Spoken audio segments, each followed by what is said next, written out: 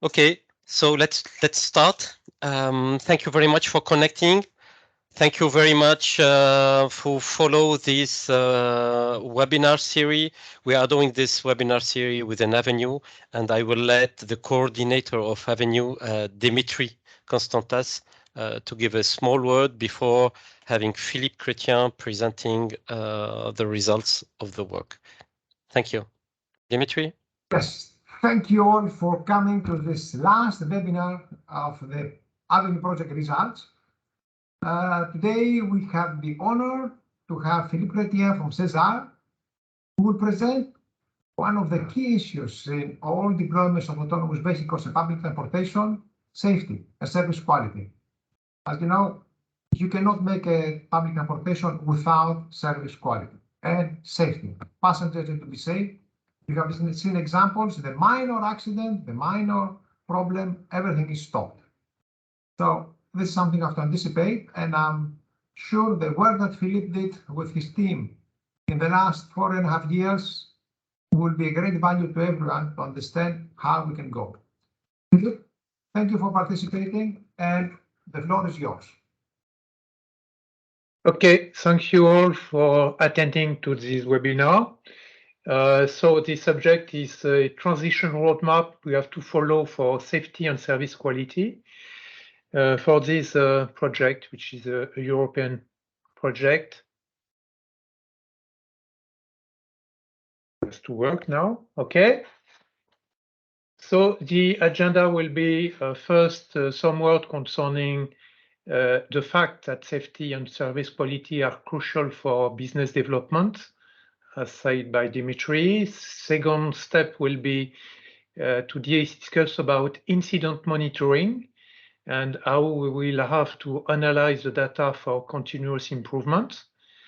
Third step will be to discuss about targets and how we can measure it with a specific methodology which have been tested during the project. And the last step will be to differentiate two different usage and to come back to some recommendation you will find in our dedicated deliverable, which is D9.2. First question, we have the title of the project here, which is autonomous vehicle to evolve to a new urban experience. We do not say autonomous, we are speaking about electric automated minibus. Why? Obviously, it has to be electric for urban application. It's automated driving, and automated driving, we understand like that without a safety driver, it's challenging, but it's necessary to get profitability. Because of that, we do not have a driver. We have a possibility to go to a smaller vehicle than existing buses. So, and it can improve the transportation flexibility. It will be complementary. So we are speaking about automated minibus later or automated shuttles. Obviously, what we have to get autonomous, it's not vehicle, it's citizens. Concerning this deployment, why is it necessary? Obviously, the conclusion of the experimentation is that this technology is now available with high potential of improvement in the coming years. It's also useful. It's very complementary in terms of service with existing public transportation. Third point, it's really a positive contributor to the required urban transition roadmap, or especially for ecologic reasons. And also it's important for public power. It's a necessary step before private automated driving in town, which has to be confirmed, is not yet allowed. This technology, how it has to be deployed, it has to be quick, but it has also to be careful. To be quick, it has to be a real partnership between public and private actors, and they have to share their visibility concerning the risk, concerning the regulation, and we cannot establish a sustainable business without that. We cannot also establish a sustainable business without service quality or safety, because it can introduce regressions, and with change in regulation, with profitability impact, it's not possible. So safety and service quality, obviously, and we have gathered that because it's feasible. They have to be introduced and taken into account from the beginning, so from now. The roadmap is in this deliverable D9.2. Why? Because we have to get a real acceptance from both sides, from the public side. General interest. There is a question concerning traffic disturbance, global social cost, including health, reliability and safety image. That's also very important, and it has to be based on real facts and how we can manage the issue from incident to accident, including those we will result from other road users.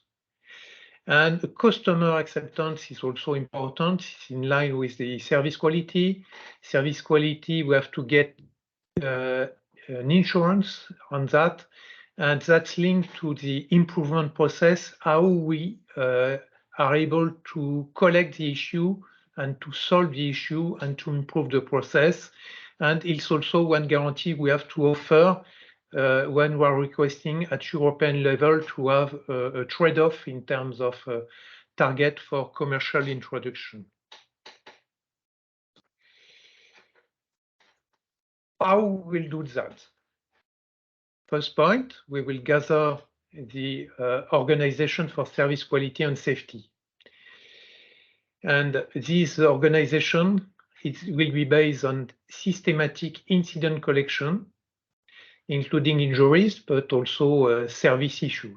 Speaking, for example, of difficulty to close the door and to start. A detailed incident data protection for GDPR, and in case of incident, we have to protect the data and to organize the analysis, which should be scientific, with causation research on lesson learned sharing.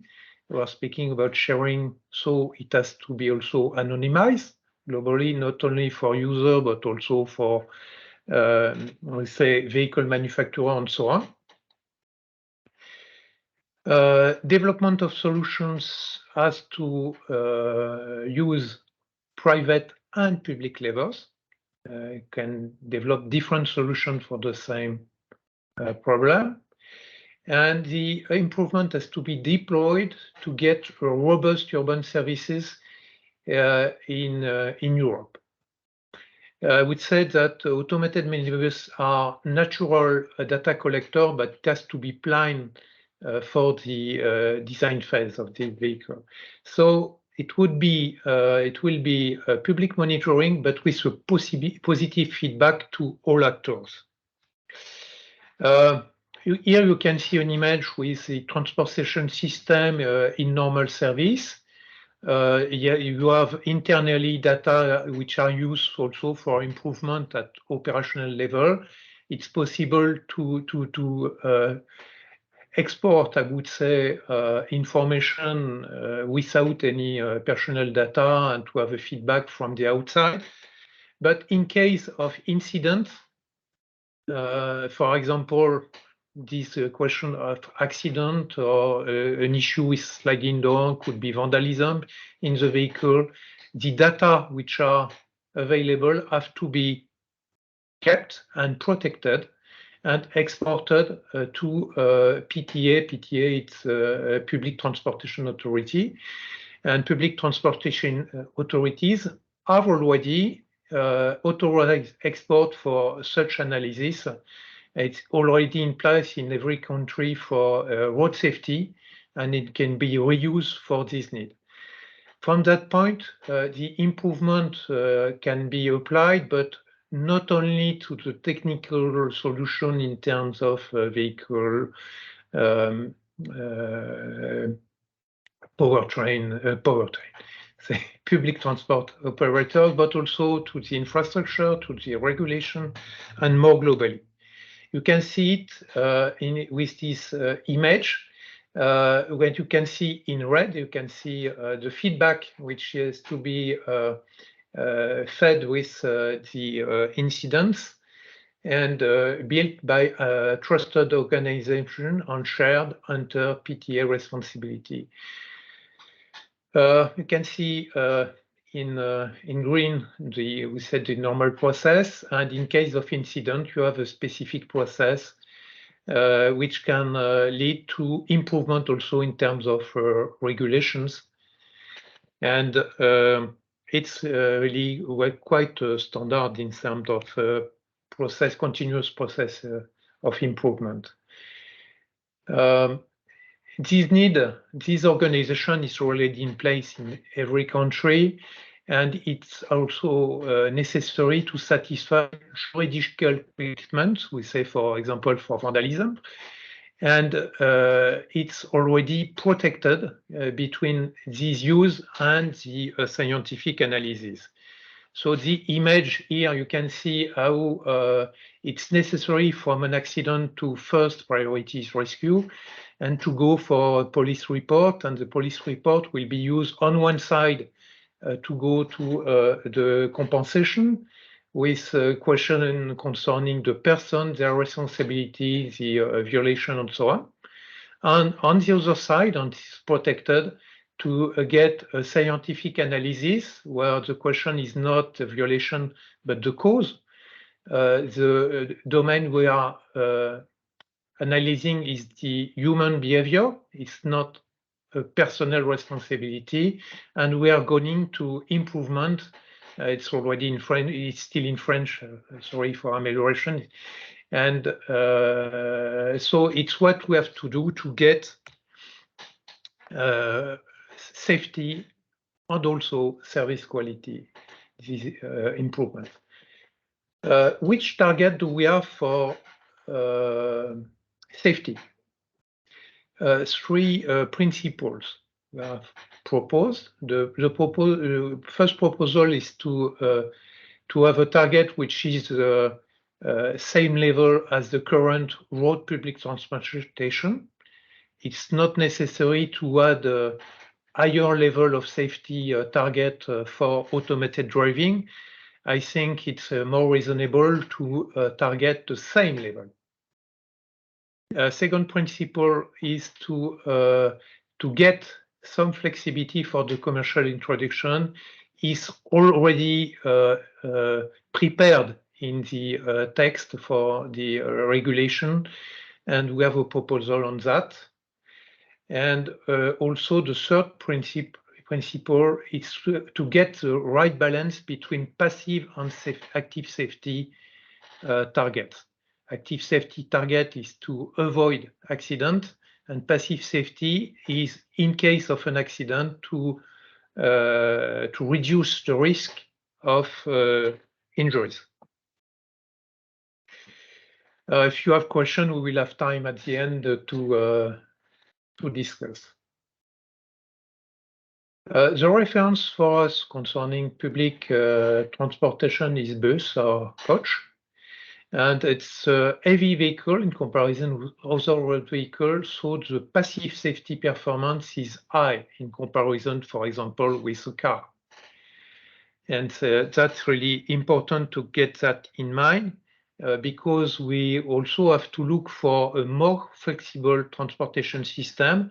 So to have to go to smaller vehicles, which will be more comparable, I would say, to a big SUV. And it can be different concerning passive safety. Road safety levels, today they are measured with fatality numbers, not injuries, because generally injuries are not systematically collected. In our case, it will be the situation is really important for us. It's an opportunity. Concerning this level of fatalities coming from public transport or road public transportation, bus or coach, we have, in terms of level, around 40 user fatalities per billion hours of service. So it's low. And we have to improve it, but not so much. So we have a proposal on that, which is to go to 10⁻⁻⁶ injury per hour. And we are speaking about injury, not fatalities, because we will not be able to measure quickly. If we have to wait for fatalities, we will have one, and it will demonstrate nothing. We have to measure injuries. So we have the experience, and we are able to translate a fatality target in terms of injury target for road safety. And it's what we have done. Also, you have to distinguish two targets. The target we're speaking about the safety of this displacement mode, speaking about passengers which would be 10⁻⁶. But in terms of road safety, we have to take also into account the other vulnerable road users. So I would say the target will be one passenger and one vulnerable for 1 million hours of service. No, so I can summarize with this slide and introduce here the trade-off for commercial introduction. The trade-off we are proposing is one injury for 100,000 hours in service, so it's 10 times lower, 10 times higher in terms of injuries. And if I can translate that and demonstrate that, it is really measurable, if you have a fleet with 100 automated minibus, maybe on different sites, the first measure will be available after 1,000 hours in service, so it's 4 months with 8 hours per day. So I think it's sufficiently quick.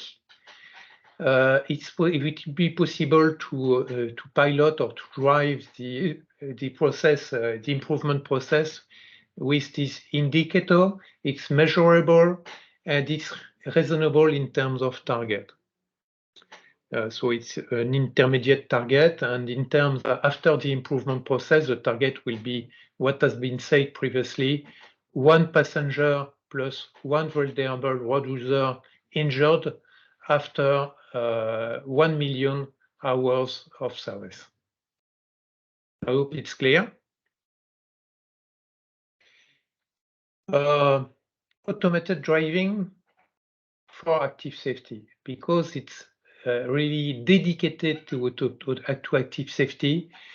And I would say that the regulation which is which has been produced for automated driving is targeting only active safety. So active safety has to be good, but it's not so sure. It's not so sure because obviously accidents which are due to the bus driver will be avoided if the work is correctly done. But the question is more, what will become from accidents which are today avoided thanks to the bus driver?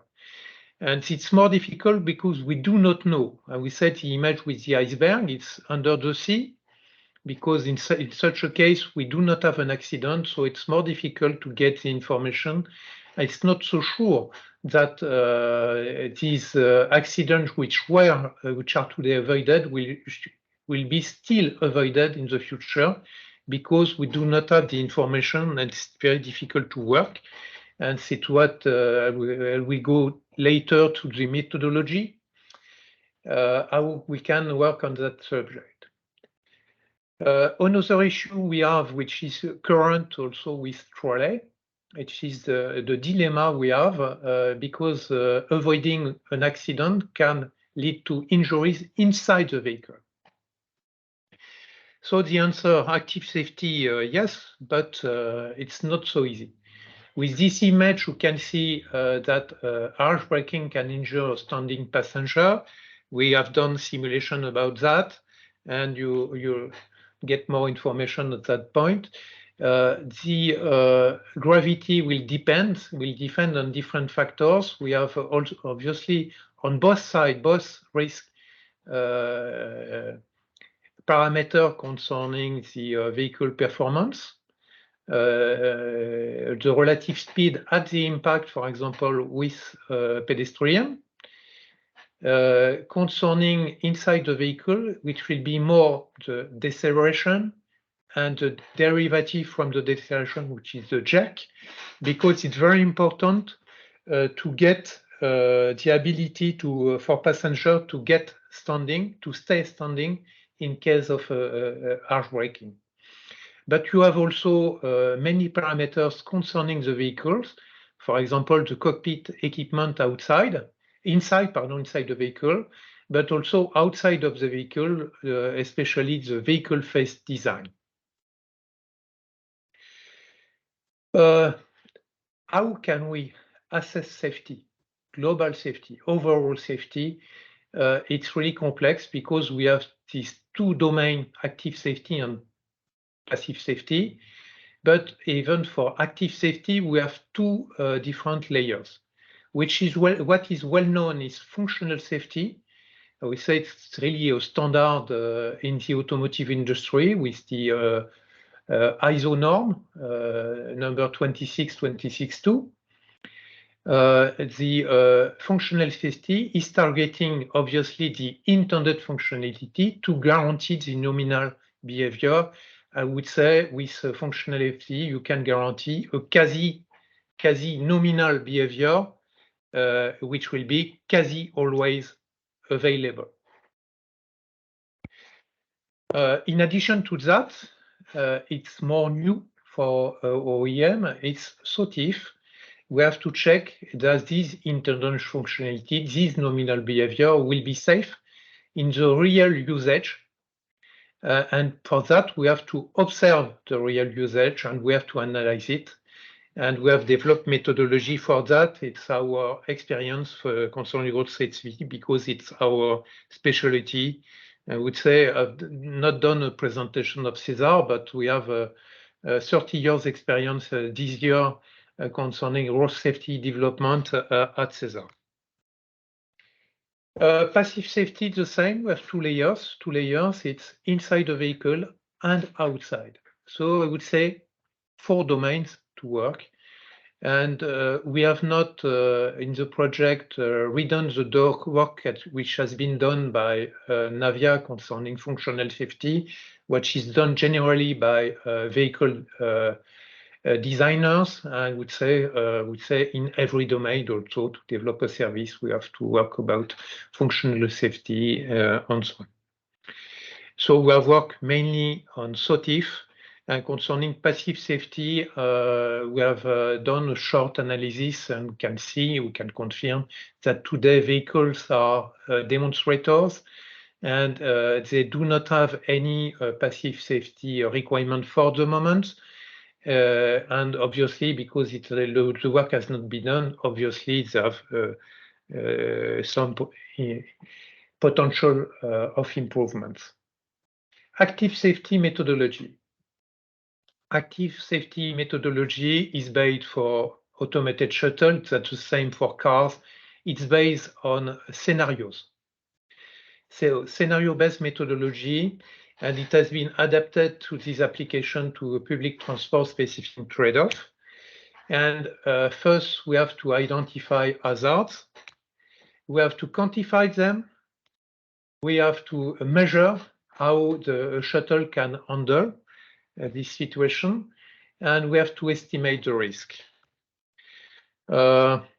The base of that is data collection. That fundamental. It has been initiated in the Avenue project. It has to be reinforced in the future. So it will be necessary to get it in the regulation. Quantify the measure, data collection, frequency distribution. We need some tools for that. Tools have been developed and it have to be continued. We have also to make simulations. There are different tools. Some of them are open source, others are not. We have tested also open source tools, so it can be used by all users.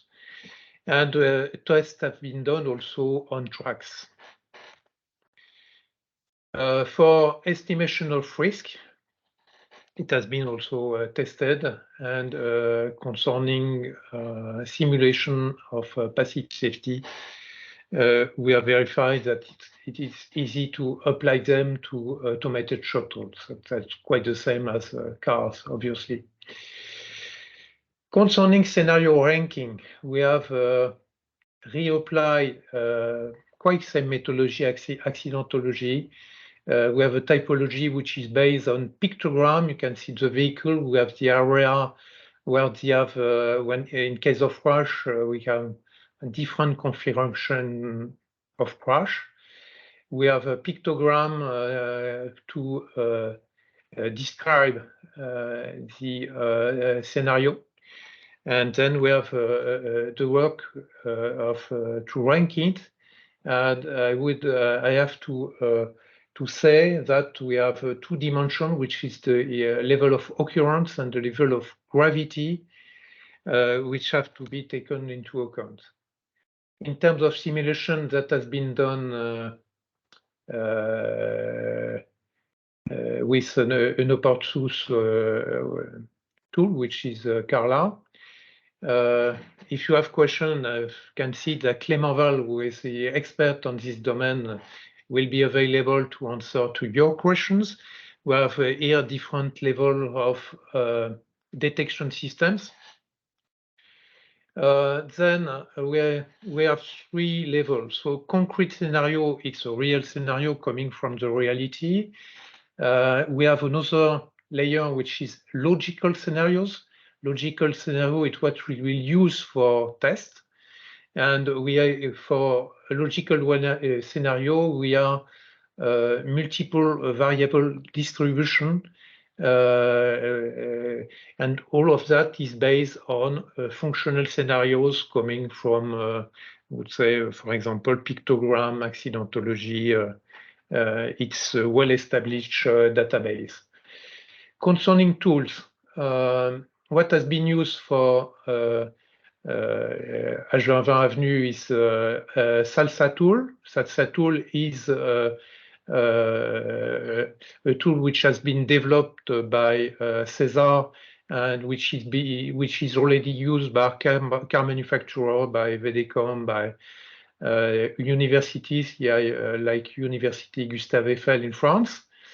And it has been also a standard for the European project UDrive, and it's available at CEESAR. And if you need more information, Clément will be able to give you some more information. Concerning passive safety, in terms of example, you have here the example of a shuttle with high level of injury with a child.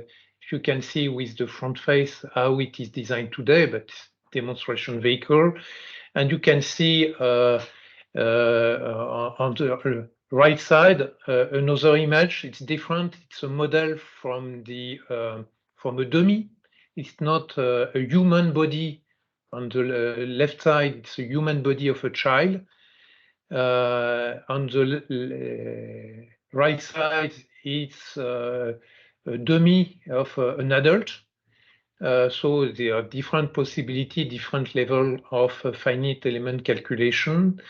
And on both sides, you can see that the today design is not optimized for passive safety, which is normal, because today we do not have these requirements. Globally, the base is data. It's fundamental to get the data, to collect it, to process it, and so on. First level is to analyze the probability of occurrence and to have a typology, and for this each type to evaluate the gravity, and with occurrence on gravity, you can build KPI, and with the KPI, on this KPI, to realize simulation and test. What do we have identified in terms of limits for active safety? What is very important to get in mind is that accident will occur with a perfectly nominal behavior. We have to take into account other road user. Another point is that to stop the vehicle and to block the traffic is not a solution to avoid accident. So we'll have to move, and we have to be very pragmatic on that point. And also another point which we have to do, because there is a communication based on the level of disengagement, especially from US actors. The level of disengagement is not a safety target. It's not also proof of safety. Realistic target is to measure accident, and the level has been defined, and the level for active safety could be 1 accident for 10,000 running hours. It's ambitious, but it's realistic. Based on that, we can build passive safety target. And this order of magnitude, because we are using, as you can see, a power of 10s level, what will be necessary if we are able to get only 1 accident for 10,000 running hours?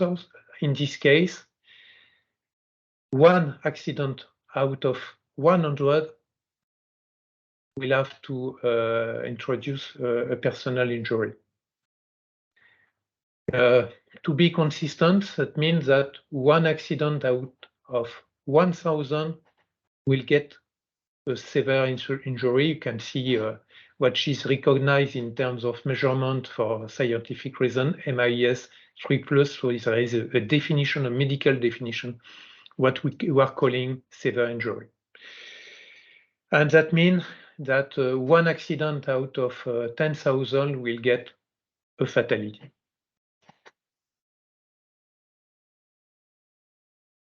So I am going to the conclusion. We have a first usage, which is really necessary for all urban services, but it's not really inside the town center. It's more urban liaison, especially between suburbs and town center. We have an example here, which is planned in Paris for the project, which the name is Grand Paris, the Great Paris. And we will need that. We will need that on motorways with, we say, dedicated lane. We will have to go to, we say, normal speed.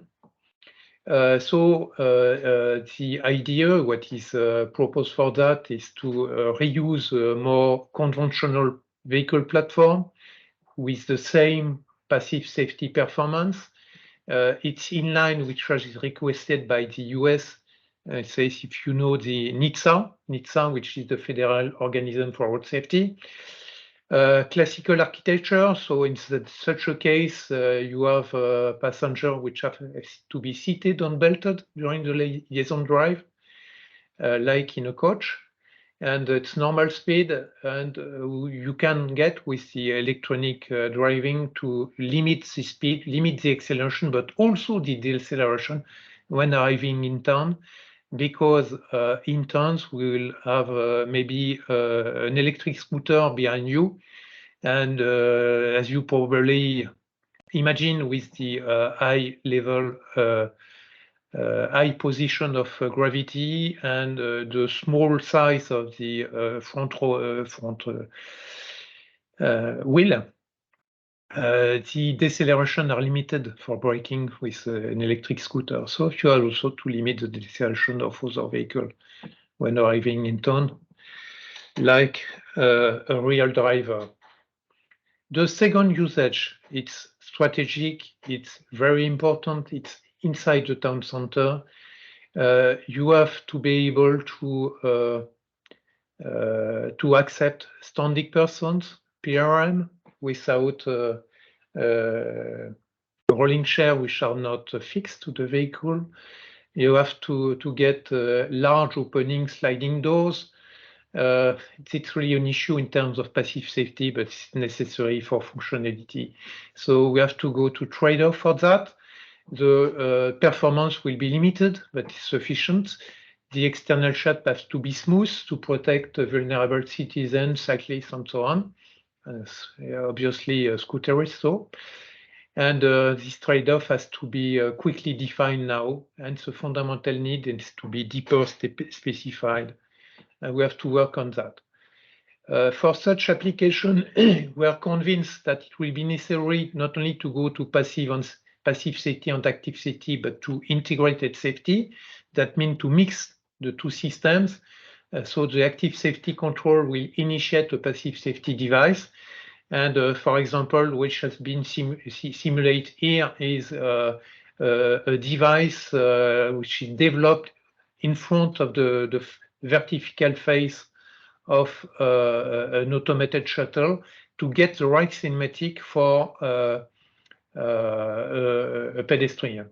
You can see at the upper level an adult dummy in terms of modeling. Lower, it's a real human body which is simulated.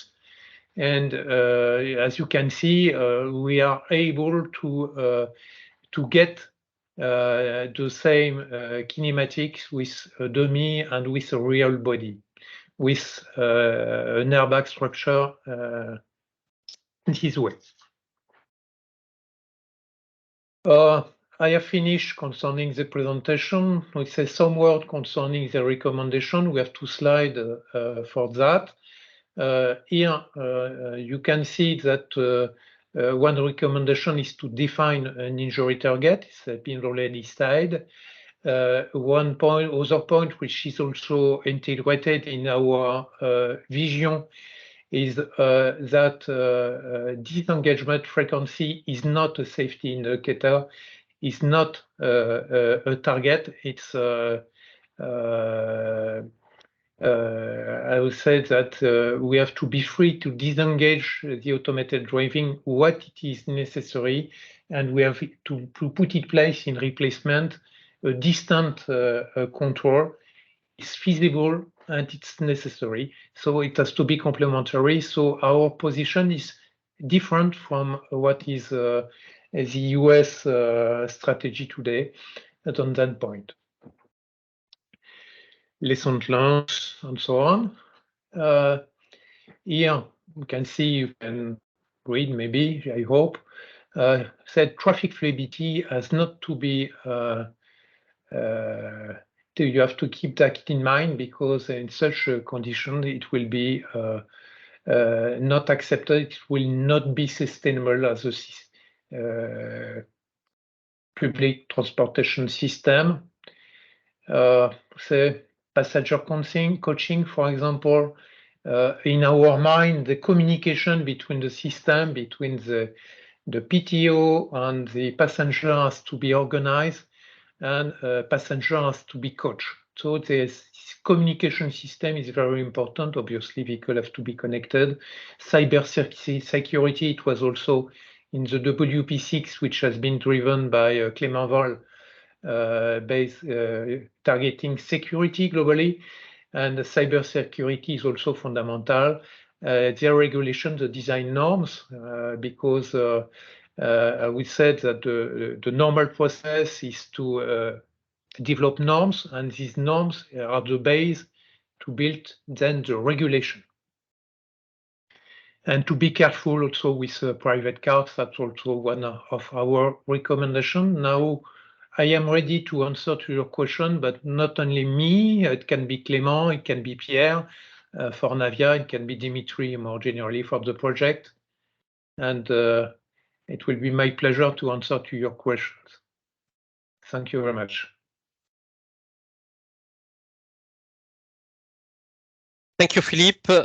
Thank you very much. We have a couple of questions. Let's take it from the chat.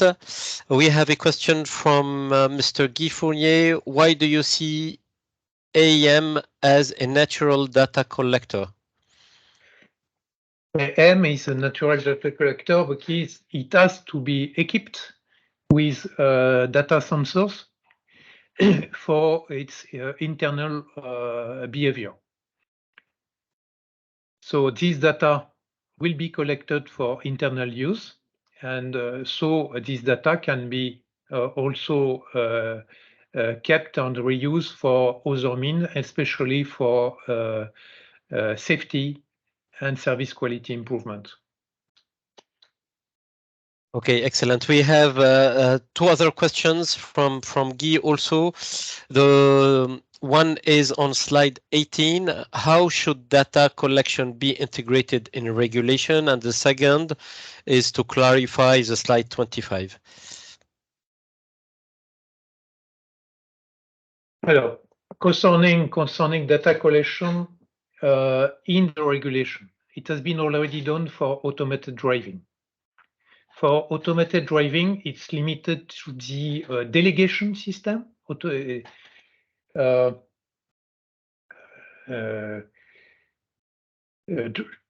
driving delegation. Driving delegation data, it's defined in the regulation that all car manufacturers will have to organize to design their vehicles so it will be done and collected, and in case of an accident they have to be able to give this information, this data to the police, and what also which is in the regulation, in the GDPR regulation, it's that it's not possible for them to access to the information on one vehicle for their internal use. They can only they have to gather the data and to make a statistical approach to optimize their vehicles, their design. So it has been already done for the automotive industry. I think, in my view, it has been to be more detailed for the shuttle application, what we have to keep inside the vehicle in case of an incident, but it's not a technical difficulty, I think.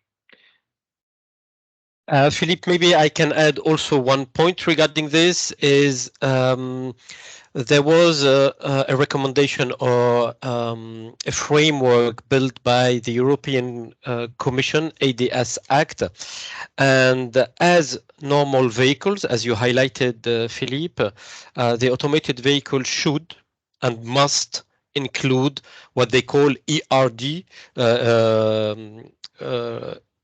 electronic recording device inside the vehicle, and there is some fundamental elements to be recorded and for a certain amount of time, and this is mandatory to be inside the vehicle, so for any accident it can be taken and used for to analyze and to also build the liability and the responsibility on that. So we have already a regulation for EDR. EDR is Event Data Recorder for all cars which are today commercialized. And so it's, we say, a natural evolution of EDR, Event Data Recorder, going to ERD. And I think this is the normal evolution. Exactly. Also clarification on slide 25, please, for Guy.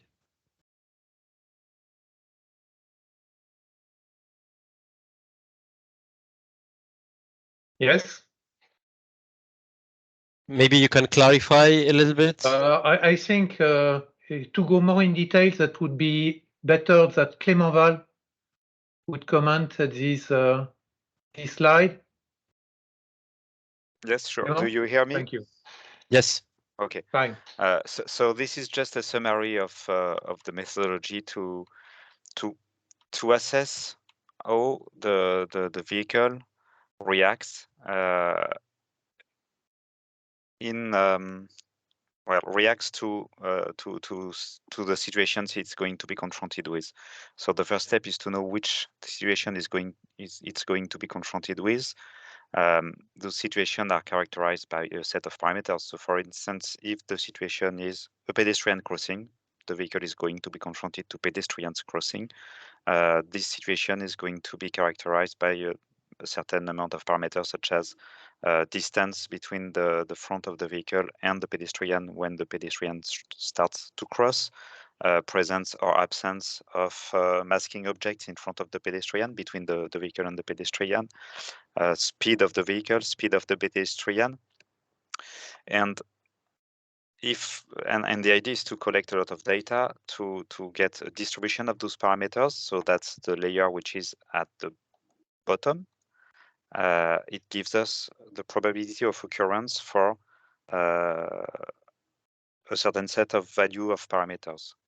It gives us the probability of occurrence of a pedestrian crossing at 5 kilometers per hour, 20 meters in front of us, and it also gives us the probability of occurrence of a pedestrian crossing at 5 meters in front of us. If you know the characteristic of the vehicle, the way it senses the environment, the way it reacts to what it senses, you are able to simulate its behavior. And that's the top layer. You can perform simulations for each set of parameters, simulate what's going to happen if somebody crosses in front of the vehicle at 5 kilometers per hour, 20 meters ahead, or at 10 kilometers per hour, 5 meters ahead. You can simulate that, and you can determine kinematics. By kinematics, we mean the speed of the shuttle at the speed of the vehicle at the end of the situation when it crosses, for instance, the position of the pedestrian. You can know how much it had to brake to avoid a collision with the pedestrian, or if there was a collision, you can know it, and you can know at which relative speed the collision happened. So simulation gives you kinematics, and we did in Avenue quite extensive injury risk study specifically dedicated to this kind of automated or minibus in terms of geometry. And if you do this kind of study, you can develop, which is what we did, KPIs, injury risk probabilities based on the kinematics. So for instance, based on the jerk and the deceleration, we have KPIs which tell us if it's dangerous or not for standing passengers. Based on the relative speed, when we have a collision, we know how to estimate the risk of skull fracture, for instance, so very severe injury. And if you combine for each set of parameters the probability of occurrence and the results in terms of actual KPIs of injury risk, you can compute an overall risk. That's the way this schema works in a nutshell. Thank you, Clément. Sorry, I do not understand. I still not understand it completely.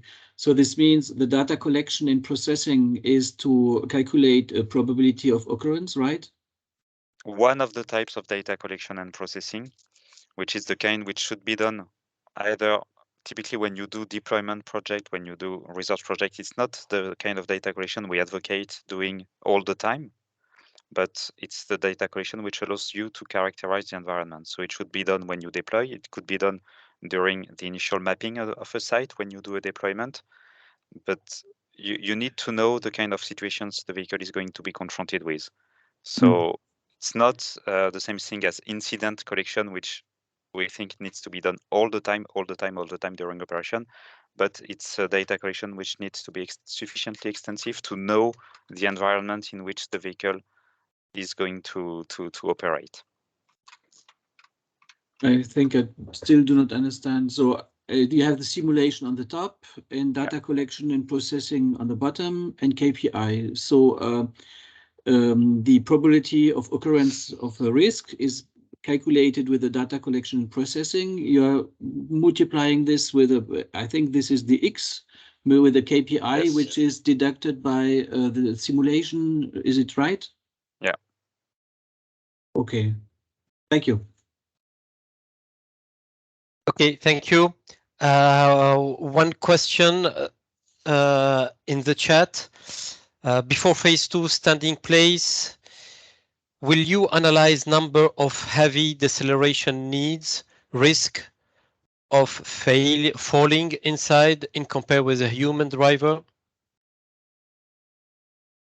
I think Clément can answer. So we don't have such figures. We didn't instrument small buses with human drivers. But what we advocate for is to, in the same way that a human driver can adapt his or her behavior to what's going on inside the bus, and can give messages to the passengers. You can tell, please hold the handle of the vertical handle if you're standing. There needs to be an equivalent for minibuses. So the comparison of, from my perspective, the comparison of deceleration would not be the only thing that would be needed. It's also comparing and studying what bus drivers actually do to protect their passengers. And yes. Sorry, go ahead, Clément. Sorry. Yes, and what we fear is that although a bus driver is a human, so is not very reliable compared to machines, to a robot, is also more intelligent. So he can or she can develop strategies on the fly. He can can make choices in a way that a robot cannot. He can choose to go on the pavement if he or she thinks it's the best solution to minimize the outcome of a very dangerous situation. It can do a lot of things. The robot is more limited in the possible strategies of that adaptation. So we fear that in any case we would have harsher brakings in automated vehicles for a long while at least, compared to what a bus driver can do. Bus driver can adapt. A bus driver can make sure that he can brake because he can make sure that the passengers are set or properly holding themselves. And there needs to be something equivalent in the minibuses, in automated minibuses. Maybe I can add one point, Clément, to answer. I believe that the question is also related to what we call the jerk inside the vehicle in a way or another. And the level of jerk and how to calculate the jerk is something that is going to be written into the recommendation, whether by the European Commission or whether by some other legal framework. One of them is inside the French government we are working on for what we call the navette urbaine. So we have to identify and check the level of jerk inside the vehicles. And other question to have messages like hold, would you, does it answer your question, Junkman Alice? Yeah. I think because autonomous vehicle knows that it's going to brake hard, so maybe some chime or the message like this would be beneficial because it sounds good. Yes, in the Lyon test site where we did a focus group with the safety drivers, they told us that they let the vehicle manage the situations, of course, as much as possible to learn things, to really make it an experiment. But they were able to anticipate, of course, when a harsh braking was going to happen, and so the human safety driver were always attentive to the posture of the passengers and warned them in advance of harsh braking when they knew harsh braking was going to happen. Something similar could be implemented in the vehicle without the safety driver. Perfect. Yeah. Okay, thank you. Any other questions? Do not hesitate to maybe take the micro. Yeah, it can be done later. Also, no problem. If you have any question, you can send a mail. Or we are available. Okay, well, it seems that everything is clear. Dimitri, do you want to make any point before closing? Yes, I want to thank everybody for their attention, and especially Philippe for the presentation. I mean, we're just following and asking questions. Philippe did the job. So thank you all. Thank you, Philippe. This is the last webinar from the part of Avenue. More information about what has been developed and all the results will appear very soon on the site of the project.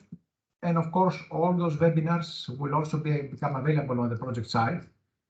And I invite you to follow the site in the next few months, where we will slowly publish everything and nicely so that you can have access to it and start disseminating. Thank you all. Thank you, Pierre, for organizing. I think Pierre is back to you to close the webinars.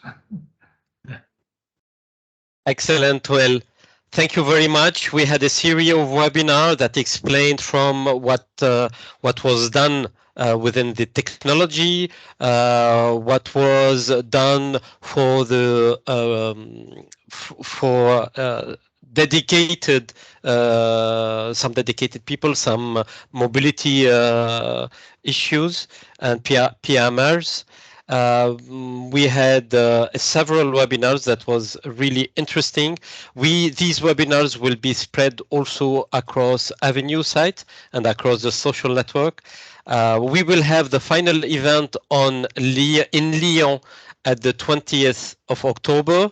So do not hesitate to subscribe, to join, to come and visit and test what we have done and exchange with our expert. So thank you all for joining, and we hope we can see you later. Thank you very much. Bye-bye. Thank you very much. Goodbye.